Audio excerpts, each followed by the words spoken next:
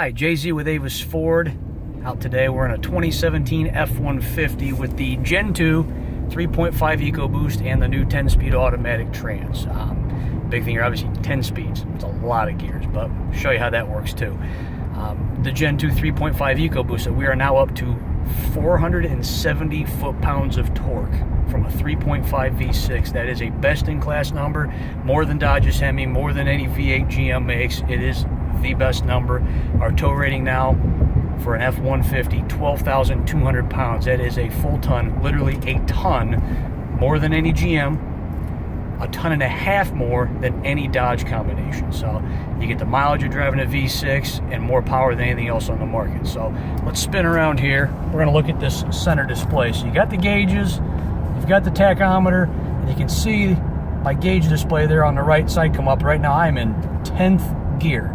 So yeah, a lot of gears, but it's also programmed where this thing will skip gears on deceleration, acceleration. The idea is it's going to jump and find what it needs to based on whether you're towing, hard acceleration, cruising.